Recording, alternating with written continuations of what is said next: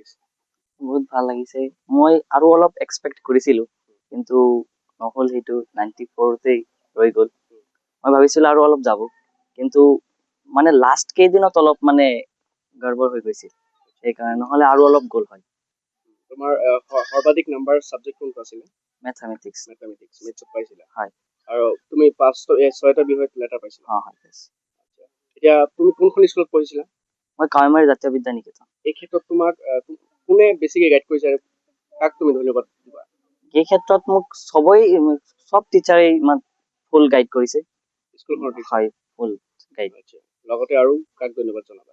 লগতে মোৰ টিচাৰহঁতৰ লগত, আকৌ মোৰ খুৰা, আকৌ মোৰ পৰিয়ালৰ সদস্যসকলৰ লগত ধন্যবাদ। তুমি এতিয়া কি ভাবিছা? মই ভাবিছো এতিয়া সায়েন্স ষ্ট্ৰীম ল'ম। সায়েন্স ষ্ট্ৰীম লৈ যেই পৰীক্ষাটো দিম, তাত সিলেকশ্যন হ'ম। IIT ক'ত এডমিশ্যন লোৱাৰ তুমি কথা ভাবি আছা? ভাবিছো মই অলৰেডি লৈছোৱেই, এই আজমল ছুপাৰ 40 হোজাই এন্ট্ৰেন্স দিছিলো, তাত সিলেক্ট হৈছো। বাকী তোমাৰ জুনিয়ৰ সকলক বা বৰ্তমান যে আৰু আছে ক্লাছ 10ত এবাৰ মেট্ৰিক পৰীক্ষা দিব বা 10ত উঠিছে, এইসকলক কি ক'বা? বা অঞ্চলবাসীৰ ছাত্ৰ ছাত্ৰীসকলক কি আহ্বান জনাবা?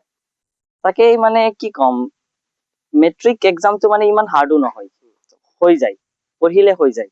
আকৌ নপঢ়িলে মানে কি কম, ৰিজাল্ট কমি যায়, কিন্তু যে ফেইল হ'ব তেনেকুৱা কোনো নহয়, মানে পঢ়িলে হৈ যায়। আৰু প্ৰত্যেকটো সাবজেক্ট ইকুৱেলি চাব লাগে, আৰু চাই পঢ়িলে হৈ যাব, 90 আপ থাকিবই। এই ক্ষেত্ৰত এই মুহূৰ্তত ভালেই লাগিছে, যিমানখিনি আশা কৰিছিলো সিমানখিনি পাৰা নাই যদিও ভালেই লাগিছে।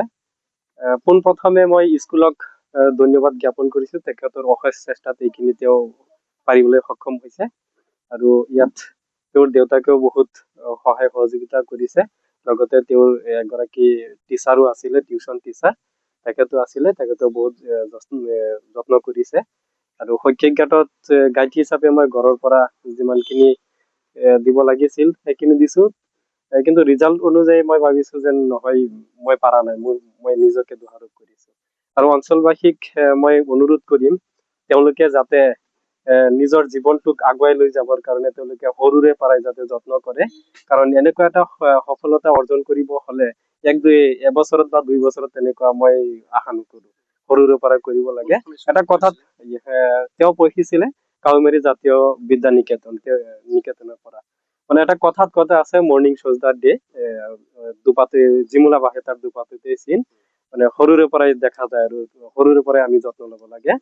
মই গাৰ্জেন সকলক, মই অঞ্চলবাসী তথা অসমবাসী অনুৰোধ কৰিম, গাৰ্জেন সকলক অনুৰোধ কৰিম যাতে তেওঁলোকে সৰুৰে পৰাই নিজৰ সন্তান আদিক আগুৱাই লৈ যাবৰ কাৰণে যত্ন কৰে। তেওঁ সৰ্বমুঠ 565 পাইছে, তাৰে ভিতৰত গণিতত 99 পাইছে, আৰু একেবাৰে কম নম্বৰ পাইছে সমাজ বিজ্ঞানত তেওঁ কম নম্বৰ পাইছে, 90 মাৰ্কছ পাইছে। বাকী সব 90ৰ ওপৰতেই আছে, ইমানখিনি তেওঁ পাইছে।